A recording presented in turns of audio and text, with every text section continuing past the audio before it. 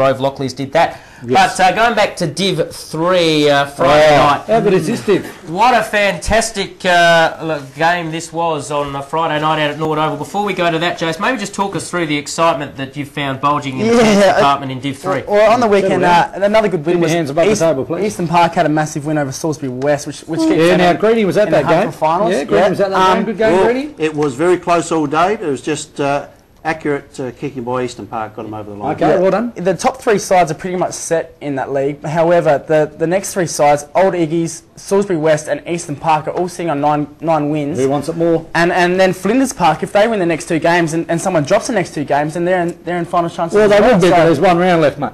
Oh. So sorry to put that on.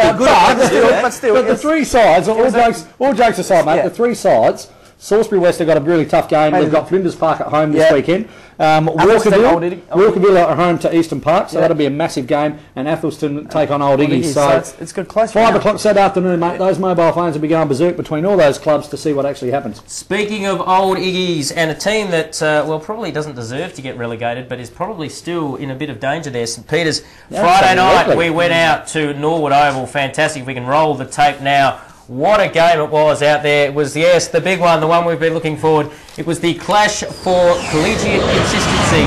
Two clubs, Old Iggies and St Peter's, that have been frigging around, that have been mucking around a fair bit, just to see which team can straighten up and fly right just that little bit more. And I love getting down in the Norwood change rooms and watching the race now. Some very interesting. I thought I noticed somebody before. I don't know if anybody's just noticed a former Old Iggies luminary who just came out onto the ground. We'll put him out a little bit later on. St Peter's Old Collegian. No, actually went out there, and this is actually glasses or this is actually practicing the congested play that was a feature of a fair bit of the game. No, it was here we see here. This is a fair bulk of the game was like, here comes celebrity umpire Darren Goldspink coming in. But look, it's got the sweatbands. Did you get them off him? I did. No, I was sitting next to Mark Shediak, and it was a very unusual Div 3 game, because I've seen a lot of Div 3 games, and probably you generally don't see a lot of numbers behind the ball. You generally don't see a lot of sort of flooding in Div 3. What about numbers around the ball? Well, numbers around the ball we've certainly got, and there were situations where, you know, the perils of flooding, all the numbers would go down, and then Iggies and St Peter's would look up, and there'd actually be nobody to give it to.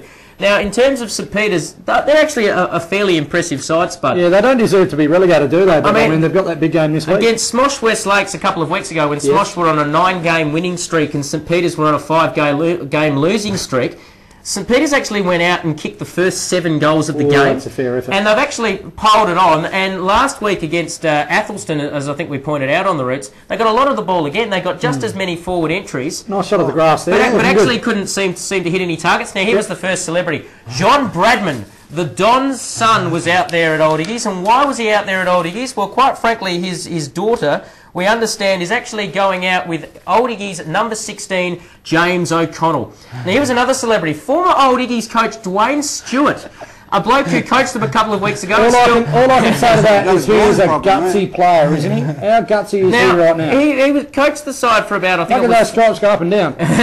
for 4 or 5 years, and he played, I reckon, 1 or 2 games towards the end of his tenure with the Old Iggies. And I actually found it was an interesting and unusual move for Dwayne to actually go out there and actually play. Now, Spud, maybe what would be the merits in bringing back the old coach? Just to bring back the days of when he played for Norwood, I think, Mick, out there at the parade. So, other than that, I can't see any real reason why. I mean, perhaps a bit of leadership on the field, settle the young blokes down maybe, give them that chance to push through and make the finals. Who knows? But, look, good to see him out there, and he is a great guy, Dwayne, and obviously a couple of years ago, Mickey allowed us to get in and get the pre-game speech and all that sort of stuff there at the parade when they took on Pembroke.